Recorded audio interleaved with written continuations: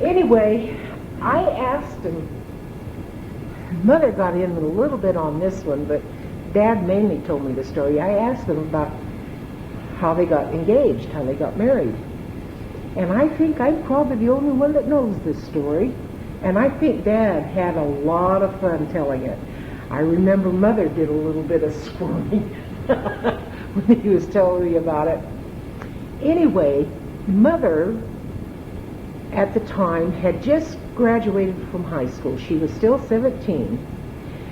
And that summer, she worked at the theater in Shelley. She sold tickets, sometimes took tickets. But the Victorian? The Victorian Theater? I didn't know what the name was, but evidently it is. And my daughter-in-law, Christy, Andy's wife, has, what did she do at the... She has performed in plays there. Yeah. They've restored the theater. In the same theater that my mother worked at in 1925. Anyway, the other person that worked there, and my oldest brother, and I don't know his last name, but his name was Marion. Yes, it was Marion. And he was the bishop's son. And he worked there too. And Mom and Marion had formed a habit after the movie was out. Marion always walked Mother home after work.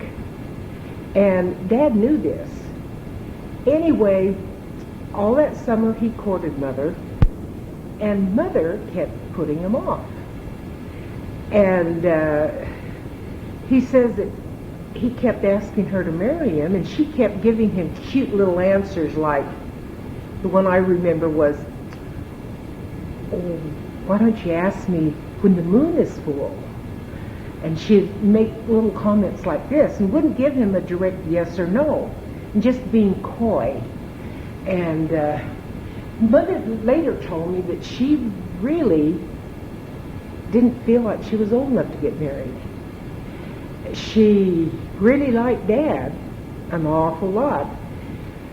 But later, another conversation, she told me that it was her wish. She really, really wanted to go to college. A further education was something Mother really wanted. Anyway, Dad started getting discouraged, and he decided, hey, the year is going to be over pretty soon. I've got to, if Viola's not going to marry me, I've got to find somebody else. So he says he had enough male ego that he didn't want Mom stringing him along. He wanted to be the one to break it off so he could go looking for somebody else.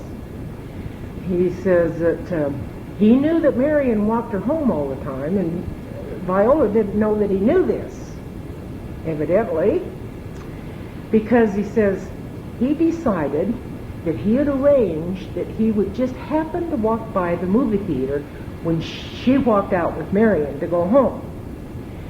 And he says, then I would get on my high horse and say, oh, that's the way it is. Well, okay.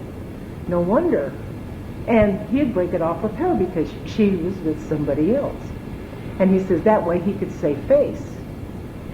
So he says that he went into town, and he says that he had to walk past that theater and just happened to see them walk out many times that night before they finally came out. And then he says he put on his little show, and he was shocked that she was with Marion and let her know, okay, that's it then. And he says, I walked off and I went into the pool hall. Now, I don't know how close the pool hall was to the movie theater, but Mother got scared because she thought, uh-oh, I'm going to lose him. And she had a friend that had a car with his girlfriend, and there was Marion and this friend in his vehicle and the girlfriend. And so Mother told them what happened. And so what she did was she talked Marion, the bishop's son, into going into the pool hall to get Dad to come out. Now, this was not something Marion really wanted to do. I mean, for the bishop's son to be seen going into the pool hall, you had to walk right past the bar in order to get back to where the pool tables were. And he wasn't too happy about it, but Mother prevailed. And so Marion and the friend and the girlfriend all crowded into the front seat. These little cars were not all that roomy. And they crowded in the front seat, and Mom was sitting alone in the back seat.